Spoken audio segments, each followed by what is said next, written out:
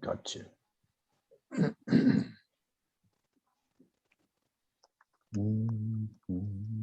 Podemos arrancar cuando gusten. Hola, buen día, ¿cómo están? ¿Cómo les va?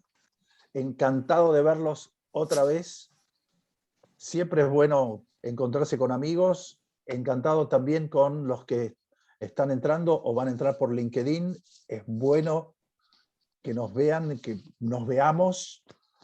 Ya no nos podemos ver como antes, pero es lindo estar en contacto. ¿Dónde va el retail? ¿Dónde va el retail? Hace un par de años hablábamos de el final del retail. Y sin embargo todavía sigue y vemos que hay bastante reconfiguración. Para eso hoy armamos un grupo para conversar sobre esto. Un grupo, la verdad que para mí es un grupo de lujo. Los dos socios de Blit, ex Frubis, Santiago Lombardi y Joaquín Muro. Joaquín Muro estará entrando, era digital, problemas digitales, pero entrará seguramente. Y Gonzalo Rodríguez Boido, director de Falabella, temas e-commerce. Vamos a hablar de todo el retail, por dónde está recorriendo. Venimos conversando en este pequeño grupo sobre los avatares de la omnicanalidad, los cambios. ¿De qué vamos a hablar? Bueno, del cambio que todos estamos viviendo, sufriendo, viendo cómo ocurre delante nuestro. Vamos a hablar de cómo está cambiando la experiencia de compra, que claramente está sufriendo y los compradores están cambiando. Y eso está cambiando la dinámica del retail y cómo se llega al mercado. Hoy están llegando al mercado marcas D2C directamente, salteándose el canal, o no salteándolo, sino llegando directo, pero además usando el canal. Están apareciendo nuevos jugadores. La verdad que está muy revuelto y por eso nos pareció que valía la pena y se confirmó con el interés de la audiencia. Sí, te sumo ahí, Guille, una cosa chiquita que es el rol de las tiendas físicas, ¿no? Que se viene discutiendo tanto y con tanta vehemencia. ¿A dónde van las tiendas físicas, no? ¿Serán black boxes? ¿Serán lugares de experiencia? ¿Serán lugares de pick-up y nada más? ¿Para qué estarán las tiendas? Creo que de eso también nos van a hablar nuestros colegas aquí, Gonzalo y Santiago y Joaquín, ¿no? Bueno, ustedes, muchachos, tienen una perspectiva a veces distinta sobre todo esto que está pasando. Gonza, vos desde Falabella tenés la vivencia dual de la tienda y de lo que pasa digital en e-commerce. Santiago, bueno, vos venís hace años progresando y trabajando mucho desde tu tiempo en Google, después Frubis y ahora Blit, con el tema digital. Ustedes tienen una mirada también sobre esto.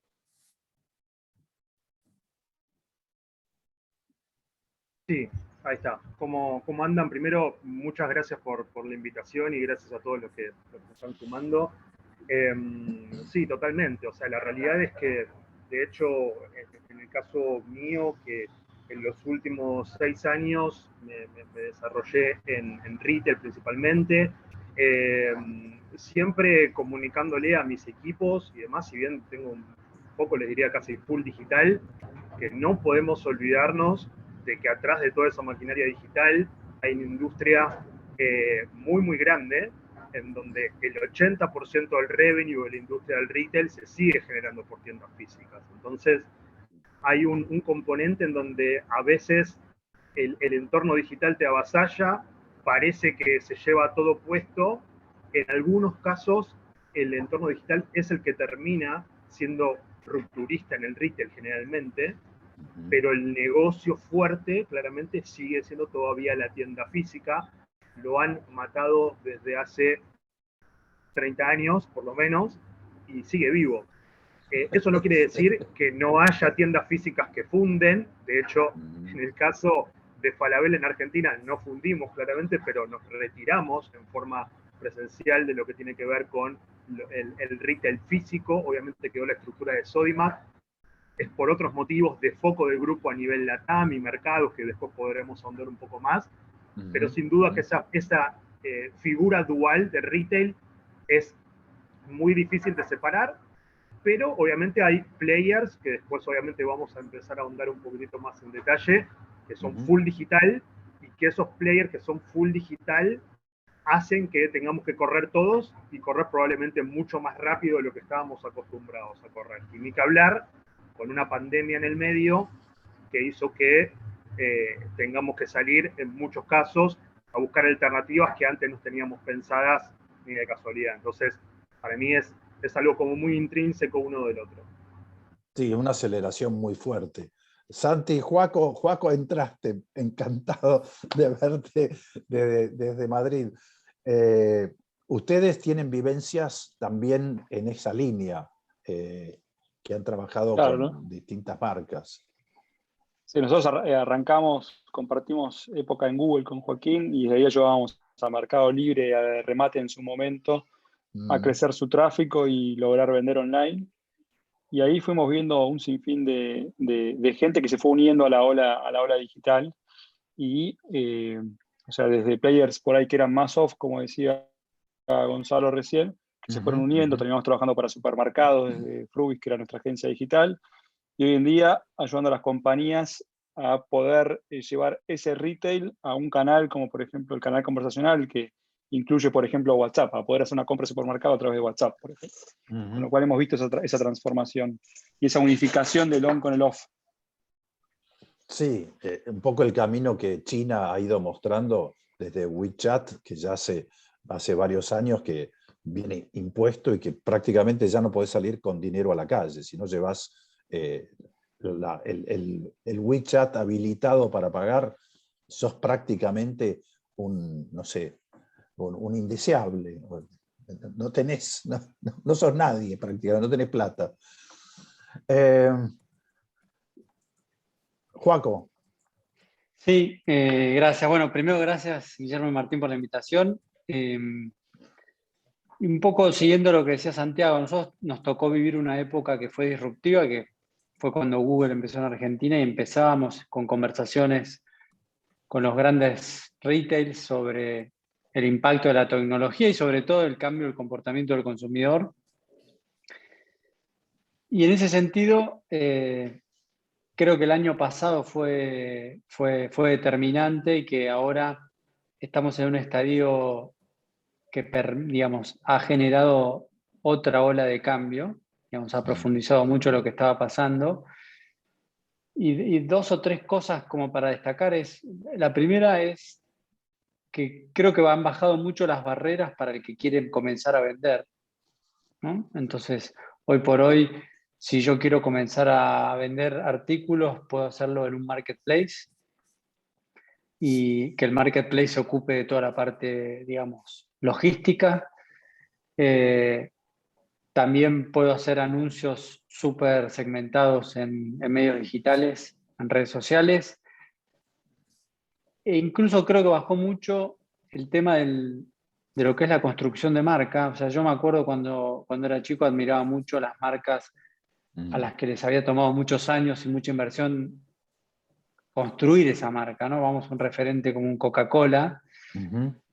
Y creo que hoy por hoy, si miramos y a todos los que cuando estás consumiendo no sé, un Instagram o algo por el estilo, hay variables que son mucho más en cómo comunicás. Entonces hay gente especialista en cómo comunicar en un Instagram o en un TikTok. Y eso es a un costo súper bajo. Entonces, si pensás las principales variables, que son logística, comunicación y marketing, han bajado muchísimo y eso hace, digamos, que al retailer tradicional, digamos, tenga una competencia muy atomizada por todos los winners y con muchos más players. Sí, tal cual, efectivamente. Se ha acelerado el cambio y un poco se venía hablando de la aceleración tecnológica, de la disrupción, veníamos hablando en el 2015, en el 2018, en el 2019, y de repente la pandemia aceleró este cambio que claramente es decir, podemos decir, no lo vimos venir, se veía venir, pero nunca con la velocidad que adquirió el año pasado. Y hoy tenemos un mercado cambiado, tenemos un mercado distinto que tiene otros hábitos y que la duda un poco, o digamos, la sospecha es cuanto más tiempo va pasando del mercado en esta condición, más se van afirmando estos hábitos cambiados. Gonza, vos tenías algunos puntos para remarcar que tal vez podría ser momento de repasarlo juntos como para fijar algunas ideas y después seguimos charlando, pero ya sobre algunos puntos más en detalle. ¿Querés mostrar algunos de los temas que estuvimos charlando? Sí, a ver, un poco para hacer como una breve intro, la idea es como hablar un poco cuál es el contexto general del retail, esto que estamos mencionando recién, cómo está cambiando, cómo está la industria, dónde están los grandes jugadores, qué papel juega Latinoamérica, Argentina, un poco también la disrupción esta que estábamos mencionando sobre retail en general, o sea, qué nuevos jugadores aparecen, por qué hay tanta fragmentación, y por último, cómo esto también cambia al consumidor, ¿no? Como esto que decíamos, o sea, nos pasó de empezar a interactuar muchísimo más tiempo con las pantallas, con el teléfono, en muchos casos creció exponencialmente los clientes nuevos en e-commerce, o sea, gente que no había interactuado en su momento, y forzosamente tuvieron que hacerlo. Alguien por ahí antes no se le ocurría ni de casualidad comprar online en el supermercado y probablemente muchos interactuaron por primera vez con respecto a eso. Entonces un poco el cambio que se viene presentando. Así que voy a compartir pantalla, ustedes me dirán si cuando estén viéndola. Ahí viene, sí, ahí estamos, sí. Correcto.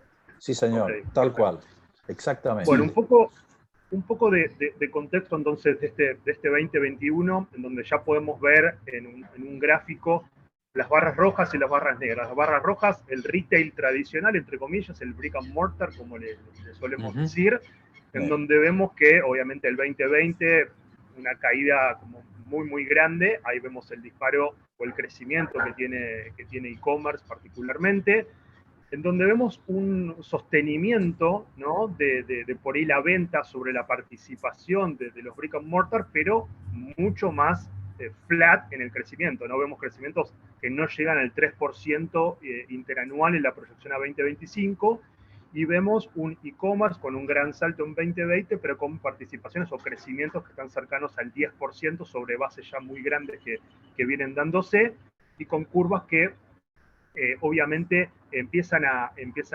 plancharse un poco por los números que estuvimos teniendo en estos últimos años. Entonces eso como generalidad. Después un poco lo que mencionaba al principio, no deja de ser un 20% de participación en e-commerce sobre el total de las ventas, pero obviamente siempre es como muy complejo solamente quedarnos con ese número, ¿no? Ese 80-20, ese pareto que hacemos del retail, porque en realidad el e-commerce también impulsa muchísima venta en tienda física. Entonces, desde ese lado, esto es una comparativa como medio odiosa, es decir, venta contra venta. En realidad el ecosistema digital aporta muchísimo más también al ecosistema físico. Después, por otro lado, vemos la participación de mercado, ¿no? Sobre países, y vemos un China absolutamente despegado. Ahí Guillermo vos lo mencionabas, y sabemos que China a veces está llevando muchísima de esta torta, un 52% de la torta de e-commerce se lo lleva China, una industria monstruosa. Pero si lo vemos a nivel crecimiento por país, en el top 5 a nivel crecimiento por país, de repente nos encontramos con 3 países de Latinoamérica. Vemos a Brasil, Argentina y México, con crecimientos muy, muy grandes con lo que respecta a e-commerce. Entonces esto también nos vincula con este segundo slide que habla de un LATAM muy pujante, ¿no? Con respecto a lo que tiene que ver con el retail en forma digital. Y como les menciono, si el retail en forma digital apuntala muchísimo el negocio, las tiendas físicas obviamente también se ven beneficiadas con respecto a esto. Obviamente, después cada país y cada región tiene sus filtros y sus cosas, ¿no? Porque, por ejemplo, una de las tendencias más grandes que vemos en lo que respecta al e-commerce es sobre el e-commerce cross-border, ¿no? O sea, el poder comprar desde Argentina un producto en China, un producto en Estados Unidos y poder tenerlo. Si bien hay players locales, por ejemplo, un Tienda Mía lo hace, Mercado Libre está internalizándose ahora con este negocio. Obviamente Argentina, si te pone una medida restrictiva sobre la importación de productos, va a hacer que algo que puede ser tendencia en muchos lugares, aquí pueda verse un poco más como ralentizado, ¿no? Pero bueno, eso en líneas generales como para marcar el punto. Y luego, sí, un poco sobre cómo la región, ¿no? Latinoamérica es la región que más crece durante 2021 con lo que respecta al retail o al e-commerce digital. Y obviamente seguimos pensando que Latinoamérica tiene todavía muchísimo por delante para ofrecer con lo que respecta a todo lo que tiene que ver con tecnología, incorporación de, bueno, obviamente en Estados Unidos estamos hablando de un 5G, ¿no? Pero en poder seguir moviéndonos sobre mejores redes 4G en el caso de Latinoamérica, o 5G que van a estar llegando próximamente, en poder tener mejor acceso a la información, a la tecnología, a las computadoras, a los celulares y demás. Entonces eso seguiría apuntalando muchísimo este negocio. Y después, por último, un dato que para mí es tremendo cuando lo ves a nivel numérico, te muestra, ¿no? China moviendo 1.5 trillones de dólares con respecto a la venta, y China, si vos tomás el mercado chino con respecto a los 10 mercados siguientes más grandes, o sea, tenés Estados Unidos, Inglaterra, Argentina, Brasil y demás, no llegan a equiparar todo el volumen de negocio que hoy está teniendo China por delante. ¿Por qué lo menciona China? Porque siempre se habla que Estados Unidos nos muestra las tendencias probablemente de aquí a 2 años.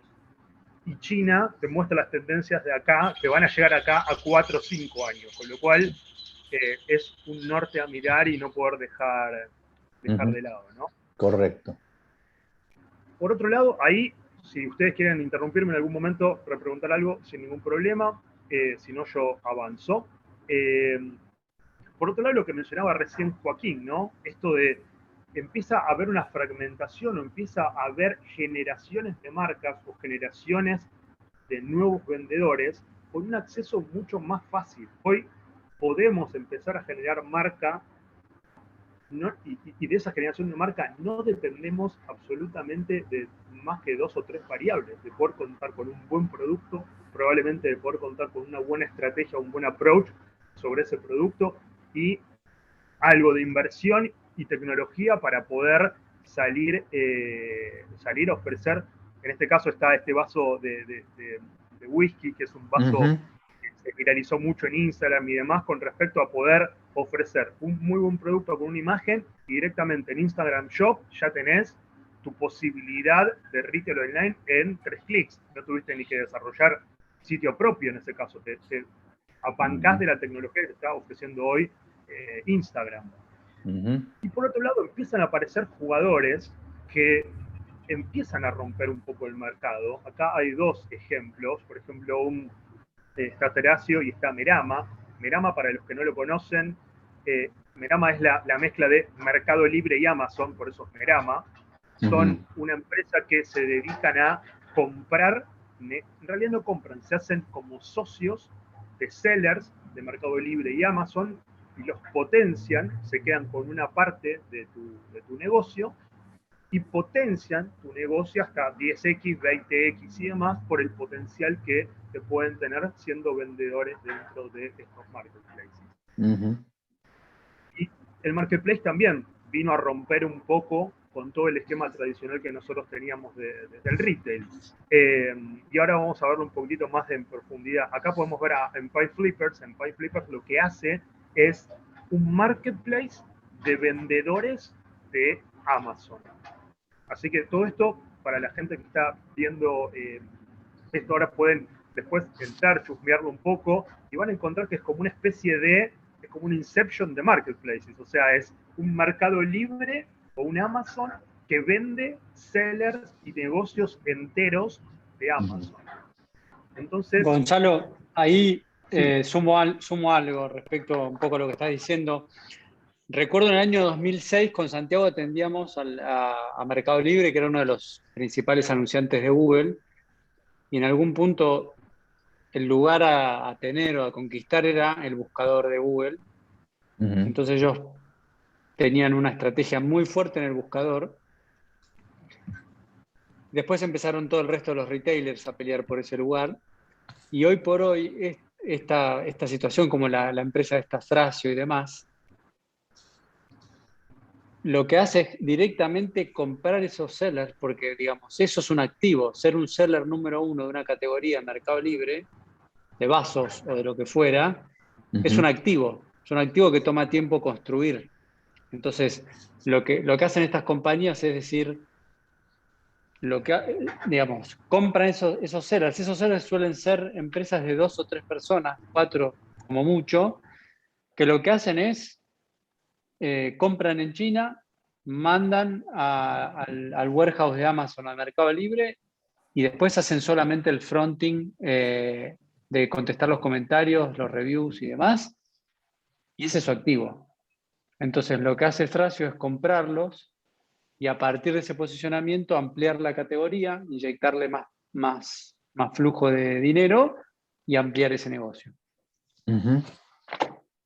Con lo cual, aquí el punto de ¿pongo mi tienda online o me subo a alguna de estas que está ya, que me ofrecen y salgo con ellos? O sea, me subo como los pescaditos arriba de la ballena.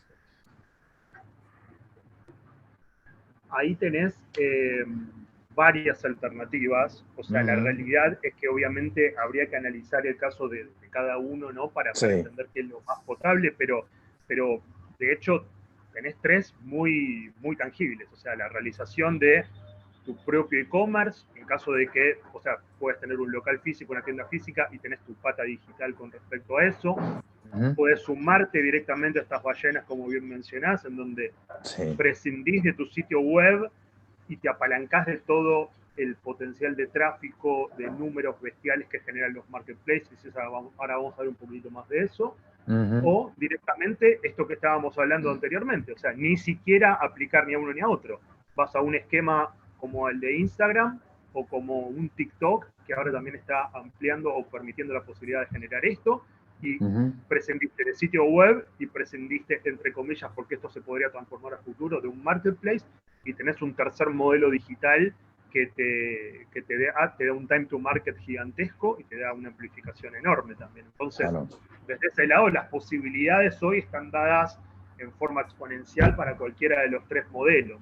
Y te diría que, a no ser que seas una marca muy, muy grande, el modelo de sitio propio te queda ya casi hoy, me atrevería a decir, obsoleto en algunos casos. Creo que solamente como una defensa de tu marca podés tenerlo, pero les diría que para la gran mayoría de por ahí pymes y demás, hoy es un modelo que es muy costoso para poder lograr todo lo que los marketplaces están haciendo muy, muy rápidamente.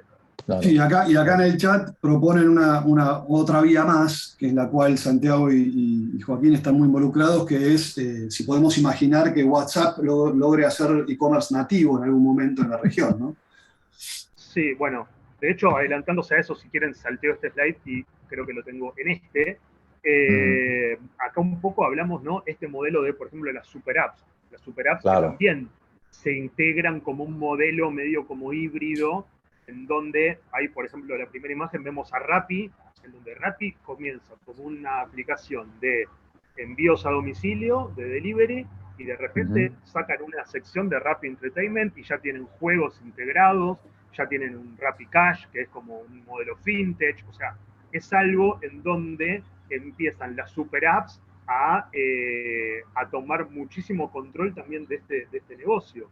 Y mencionando esto que recién decían del modelo de WhatsApp, lo que podríamos entender como un WhatsApp en China, que es el WeChat, que lo mencionaste, Guillermo, al principio también, hoy es impensado en China, como bien decías, salir con dinero a la calle. O sea, es tal cual. Y hoy un WeChat te ofrece todo este abanico de posibilidades. Te ofrece la posibilidad de sacar tickets para ir al cine, de pedir un auto simil Uber, de poder chatear, de tener tus finanzas, de hacer llamados, de tus compras.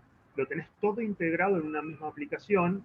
Sí. WhatsApp entendemos que apunta, ¿no?, hacia ese lado. Acá podemos ver las super apps más populares de China y de repente nos encontramos con que TikTok aparece. Y decimos, pero para TikTok no es una aplicación en donde se suben videos. No. TikTok, el uso que nosotros le podemos dar en el día a día tiene ese tipo de tendencia. Pero en el fondo, todo lo que tiene TikTok atrás de esto apunta obviamente a poder monetizar muchísimo el contenido, a poder generar un live commerce, a poder generar muchas cosas a nivel tendencia que obviamente, como recién lo mencionaron en el chat, va para ese lado también la posibilidad de generar un negocio digital mucho más tecnológico y mucho más enfocado al casi real-time marketing como lo conocemos, ¿no? Tal cual, ahí vamos. Con respecto a por qué decimos que los marketplaces toman el control del e-commerce y nos obligaron un poco a reinventarnos, acá podemos ver que el 65% de las ventas de e-commerce planificadas para 2022 van a venir de modelos de marketplace.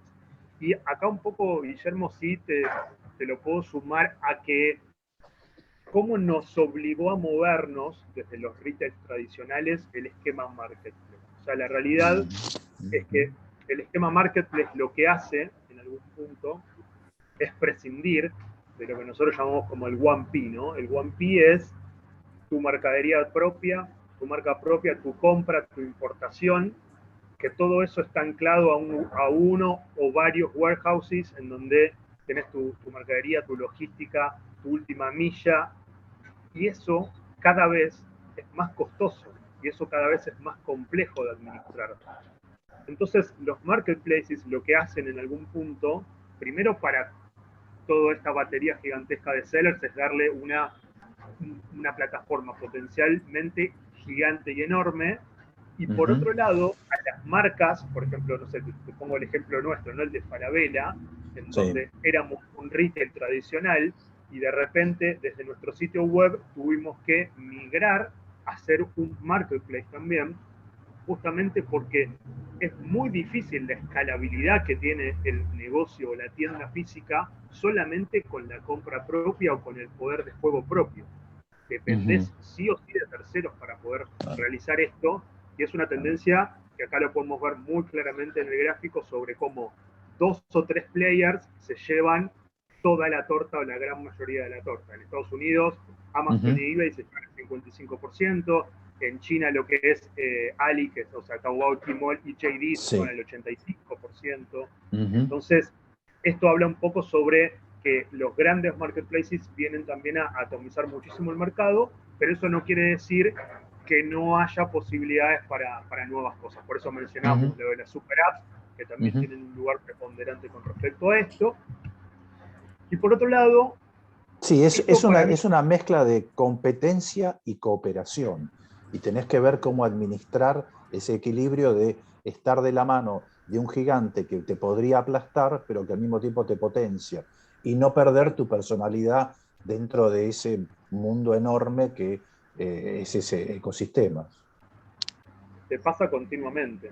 Te pasa continuamente que vos tenés la compra hecha de televisores Samsung 60 pulgadas y un mismo seller te ofrece el producto que vos tenés comprado en tu almacén a un 15% menos porque logró tener un cierre o por como sea. A ver, obviamente, estamos hablando de todo dentro del marco de la legalidad, ¿no? Si lo trajo mal importado al país, probablemente no esté vendiéndose en una plataforma de este estilo. Pero a igualdad de condiciones tenés que adaptarte y tenés que moverte. Te obliga a moverte en ese camino. Entonces un poco vimos el contexto, vimos un poco sobre cómo está Latinoamérica creciendo muy fuertemente con respecto a esto, Argentina también muy pujante en lo que respecta a e-commerce. Vimos un poco la aparición de nuevos jugadores como por ejemplo las super apps con respecto a esto. cómo el marketplace viene a romper un poco el esquema del e-commerce tradicional. Y por otro lado, ahora vamos a hablar un poco de la disrupción, que esto, a nuestro parecer, viene con respecto a retail. No sé cuántos de los que están hoy en la charla, lo pueden quizás poner en el chat, conocen a la marca Shein. Shein es una marca china que está envuelta como en un halo de misterio grande, porque no se sabe tanto de lo que hay atrás de la marca. De hecho, el CEO, que es el chino que aparece a la izquierda, debe haber, creo que 3 o 4 fotos conocidas solamente en internet. Es como muy misterioso este CEO y demás. Y desarrollaron un modelo que parece como muy futurista, que en realidad tiene 10 años de desarrollo, lo que están haciendo, basado absolutamente en la tecnología. Y rápidamente quiero mostrarles un poco lo que es el esquema de Shein, que le dicen el TikTok del e-commerce. Y vino básicamente a aplastar en el segmento del fashion a los... Cuando nosotros hablábamos del fast fashion, del Gap, de H&M, Zara y Uniqlo, ya quedaron en la base de la pirámide. De repente vemos que hay nuevos jugadores que se llaman de ultra fast fashion, que en este caso, por ejemplo, un ASOS, un Fashion Nova, un Butu, que son empresas que son muy startups y trabajan como en la personalización a un nivel muy, muy grande con el cliente y en una eficiencia muy, muy grande. Y Shein lo que viene a hacer es el real-time fashion. O sea, y ahora vamos a ver como el flywheel de Shein para entender un poco de qué estamos hablando con esto. Y básicamente el modelo de Shein lo que aporta tiene que ver con que trabajan en un modelo de flywheel en donde se apalancan muchísimo de las redes sociales, se apalancan muchísimo de la información disponible de los usuarios y hacen de ella accionables en tiempo real. Ahí cuando ven la sigla, no sé si están viendo la sigla KOL y KOC, que son los Key Opinion, no sé si acaso ve el puntero, pero acá aparece. KOL y KOC son Key Opinion Leader y Key Opinion, se me fue la C, pero bueno, son líderes de opinión de redes sociales, básicamente, que, customers, Key Opinion Customers, que son... sí, te iba a decir consumers. Consumers, customers, que son las personas que están interactuando en redes sociales, tienen mucha llegada, los influencers, y en base a eso se van generando tendencias. Entonces, en base a los Key Opinion Leader, a la información primaria que ellos tienen, a la información terciaria, a la third party data que pueden sacar de redes sociales, de Google y demás, pueden generar un marketing real time que se va apuntalando en un circuito como continuo. Y por otro lado, nos encontramos con algo que es como muy novedoso para este modelo. Ahí están viéndolo ustedes, ¿se ve en buen tamaño o es muy chiquitito? No sé si se llega a ver, pero no sé si hay posibilidad de hacer un zoom acá, pero bueno.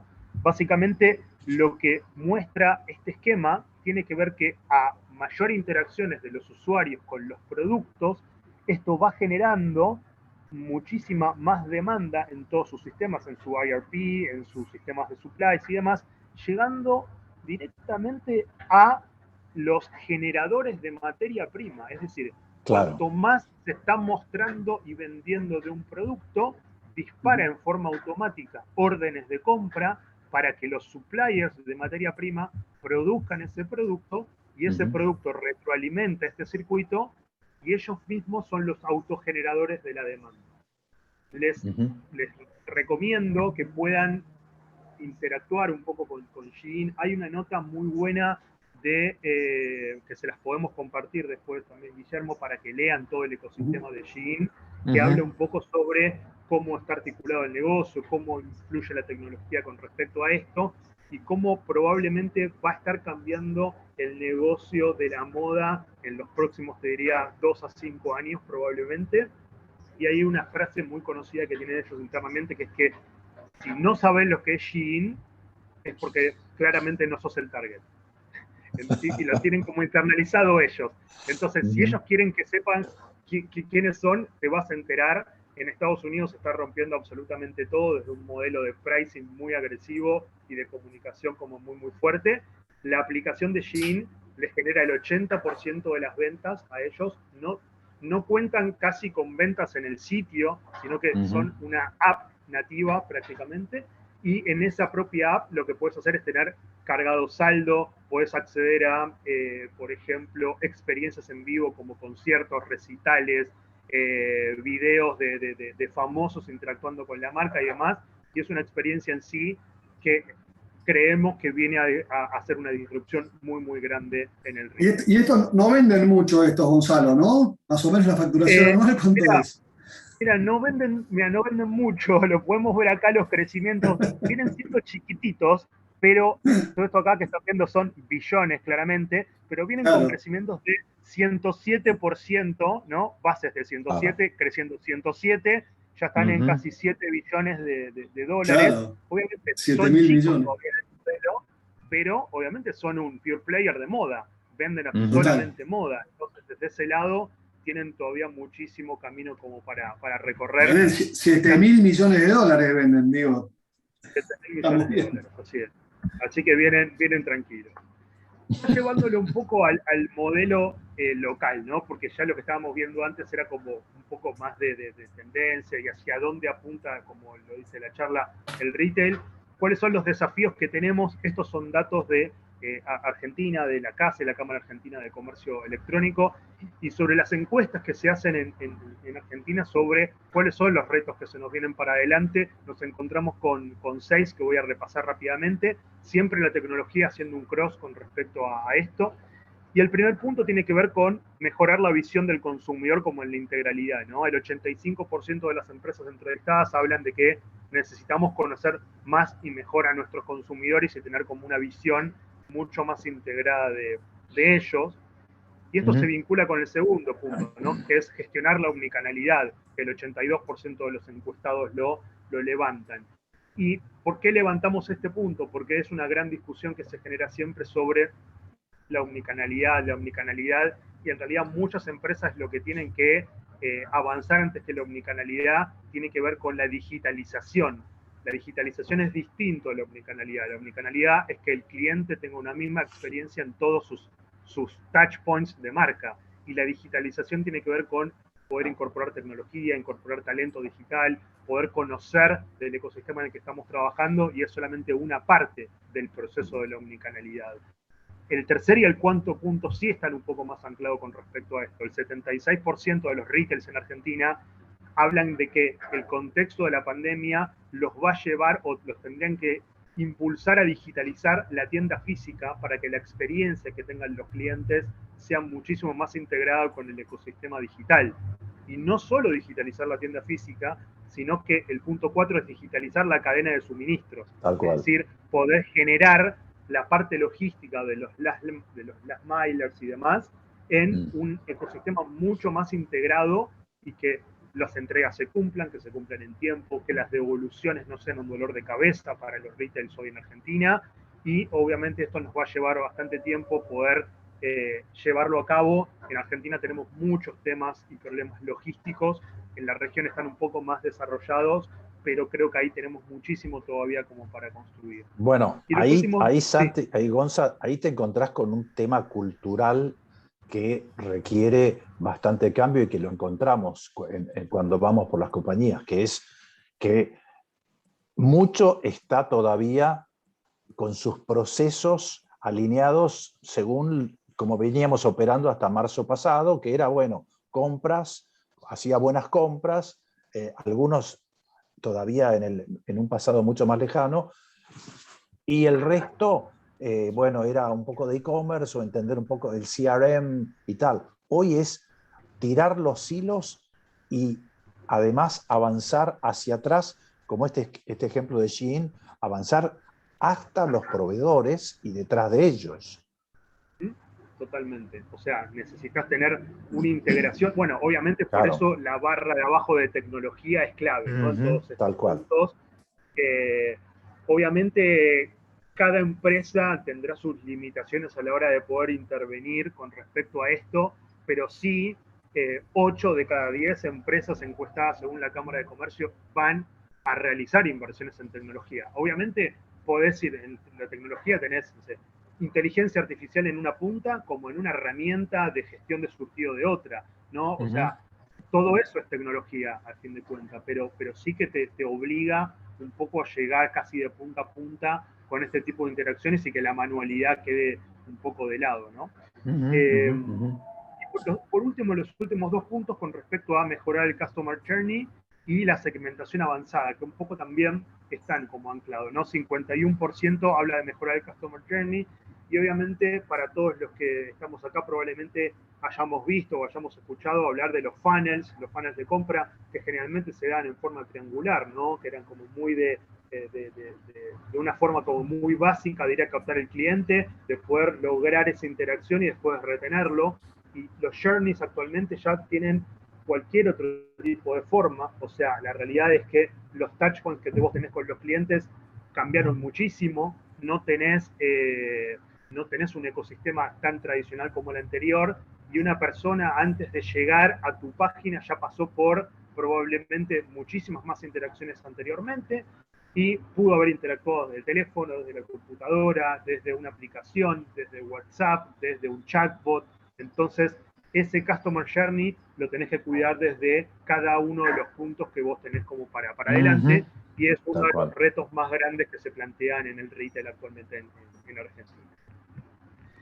El último punto que tenemos como para presentarles habla sobre la tipología de estos nuevos clientes que se fueron adaptando no solo en la pandemia, sino que vienen a cubrir gran parte de los últimos, te diría, 2 años, y que obviamente van a tender a evolucionar. Hablamos primero de un... Sí. Lo dejamos, espera, Sí. paremos un momento, cortemos un minuto y charlemos sobre todo esto y con la audiencia, porque se han ido generando preguntas y sugerencias. Entonces, Joaco, Santi, antes de seguir avanzando en tipo, porque ya vamos viendo estos temas del consumidor cada vez más exigente y demandante y desafiante. Ustedes, Joaquín, Santi, en el desarrollo que van teniendo, de esto que están viendo. Perdón, Gonza, que te interrumpa. Mirá, en lo que estamos viendo en lo que es digital es... Sí. El driver digamos, del crecimiento digital ha sido, en los últimos años, en términos de tiempo de consumo, el teléfono. Dentro de lo que es el teléfono, priman las apps. ¿Okay? Entonces, antes accedíamos a Internet desde un browser a una computadora, después empezamos a acceder a Internet a partir de una app en un smartphone. Y hoy por hoy, en muchos casos, el canal de entrada a Internet está siendo una de las aplicaciones conversacionales. Entonces, en ese sentido, estamos viendo que empieza a haber un nuevo activo, que es el activo conversacional. Sí. Si miramos el roadmap del ecosistema de Facebook, podemos ver que ellos primero captaron la audiencia con Instagram y con Facebook. Ahora están transformando esas plataformas en todo lo que es features de e-commerce. Entonces, una plataforma que ya tiene la audiencia, la monetizaron con la publicidad, ahora están generando de eso una gran plataforma de e-commerce. De hecho, el otro día leí una nota y me pareció muy acertado que decía Instagram es el shopping más grande del mundo. Y un poco la amalgama de eso termina siendo WhatsApp, ¿no? O Facebook Messenger, los distintos canales conversacionales que terminan siendo ese asesor de compra en el shopping virtual. Entonces, ese es un punto que veo como interesante para definir, digamos, un poco el cambio que hay en contexto. Si nos remitimos puntualmente a una de las preguntas que había antes sobre la venta directamente en WhatsApp, hubo un auge en lo que fue la cuarentena, donde nosotros pasamos a usar el WhatsApp desde un lado más social a un lugar más comercial. Pero eso vino empujado más por pequeñas empresas, autónomos, no sé. Empezamos a reservar el turno de kinesiología, la consulta médica, a pedir Sí. a la verdulería, El etcétera. verdulero, Yo, de hecho, tal cual. el verdulero, hasta que Sí. yo, de hecho, me compré un auto en la pandemia y casi todo el proceso fue por WhatsApp. Entré a un sitio primero, vi un modelo y después todo el proceso, incluso el postventa, terminó siendo por el canal conversacional. Entonces, Ujú. hoy por hoy, en ese sentido, digamos, de hecho, hay un estudio de Accenture que lo muestra en toda la región, donde WhatsApp es parte del proceso de compra desde distintos lugares. En Argentina hablaba de que en 7 de cada 10 procesos de compra, digamos, participa en alguna de las instancias.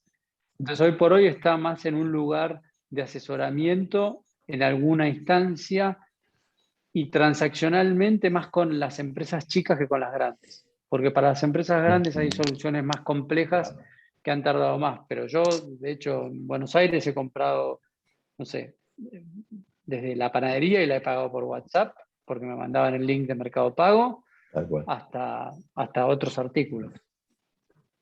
Ahí mismo eso que dice Joaquín, creo, Guillermo, para agregar. Sí. Y volviendo a lo que decía Gonzalo antes de WeChat en China, hoy en día WhatsApp no acepta pagos nativos en Argentina, o sea, vos no lo podés mandar ahí en plata nativamente, pero sí lo hace en Brasil ya hace un par de meses, y sí lo hace en India, con lo cual el ecosistema está cambiando para un camino donde ni siquiera tengas que poner el link de Mercado Pago probablemente, ¿no? O sea, hoy la única forma en la que salís de la experiencia en realidad es con un link de Mercado Pago. Incluso hoy es más fácil para las empresas chicas, probablemente, por todo lo que es WhatsApp Business, montar un negocio, porque aparte de la verdulería, muchos pedimos delivery también por WhatsApp mismo, y tenés el menú directamente ahí como parte de la solución, como de parte del activo digital de Tal cual. la empresa, el restaurante, ¿no? A ver, dos puntos. Uno, porque sale una pregunta, estamos hablando y mezclando categorías. En consumo masivo estamos viendo, por un lado, intentos de salteo de canales, de ir directo al consumo. Está el caso de Nike con todo su recorrido, que hoy casi el 40% de su venta en Estados Unidos es directo al cliente, con 13 apps de respaldo para tener relacionamiento mucho más cercano. Estamos llegando a la anticipación de la compra, y ya no solo a estar cerca o muy cerca en el momento al momento del interés o de la necesidad, sino directamente. Yo sé que la zapatilla te va a durar 6 meses, a los 5 y medio ya te estoy sugiriendo, pero porque veo tu actividad de correr, porque tengo tu app que vos estás corriendo con esta frecuencia. Entonces digo, ya se te están por romper, te ofrezco la nueva. Y así otras cosas. Pero esto para las compañías y para los retailers, cuando nosotros entramos a los retailers, se ven problemas culturales acá. Me parece que algo de esto deberíamos comentar, porque si no parece que, bueno, me meto en esta a tecnología, en este app, me inserto en este marketplace y con esto soluciono. Y me parece que no es muy así, porque el recorrido de Domino's Pizza hasta ser una compañía de tecnología que vende pizza, fueron 10 años, no fue. Puse una app y ya estaba. ¿Qué se ve? Ustedes están en esto. ¿Qué se ve?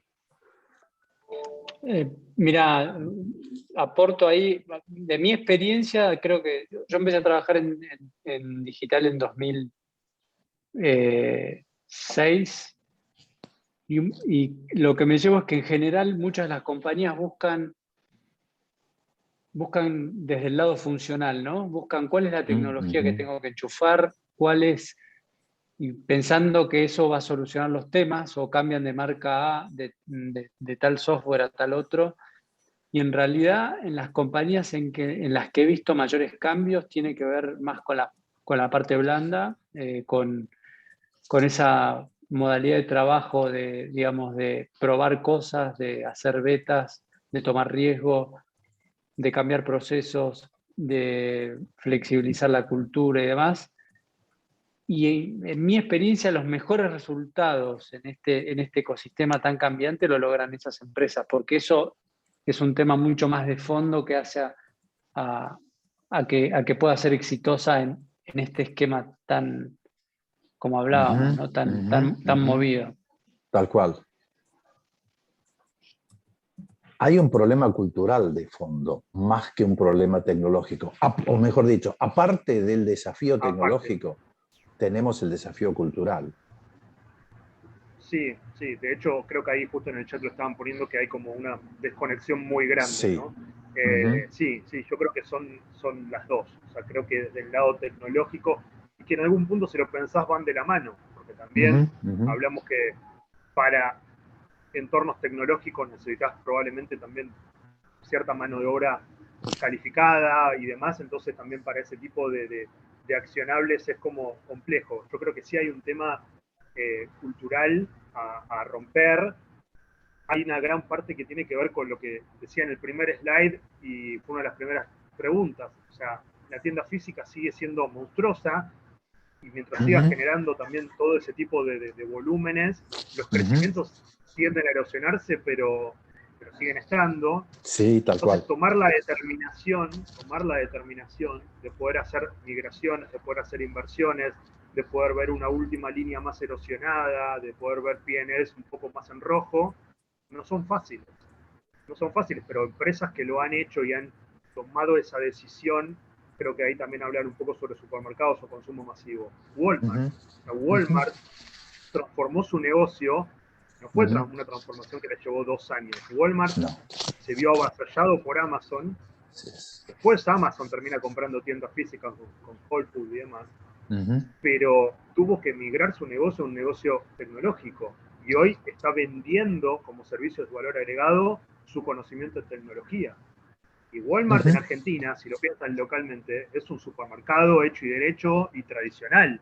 Y como casa matriz en Estados Unidos es un componente absolutamente distinto. Entonces yo creo que ahí también cambia mucho el panorama de cómo tenemos que, o las decisiones que tienen que tomar las compañías, que no son fáciles, pero que claramente son estratégicas. Sí, acá hay un punto que recién Federico Müller dice, bueno, hay que matar a los que no están en esta sintonía. Hay que hacer un cambio con el equipo, porque vos mismo recién comentás, bueno, tampoco es que sobran recursos para absorber y hacer toda la transformación interna, sino que hay que ayudar a evolucionar al equipo que tengo, por un lado, y por el otro lado, tengo que poner la tecnología en primer lugar. Es decir, hay un punto del cual no hemos comentado hoy, pero que muchas veces le hemos hablado. Hoy es mobile first.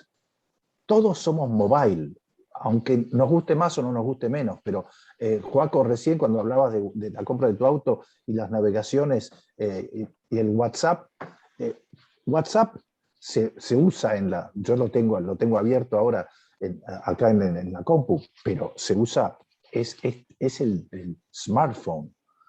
Entonces, si somos mobile, ¿por qué en la vida somos mobile y por qué en la compañía la tecnología no está adelante? Y ya no es armar un equipo para que solucione, sino un equipo para que de alguna manera infecte a toda la compañía de esta mirada muy cargada de las posibilidades que trae la tecnología.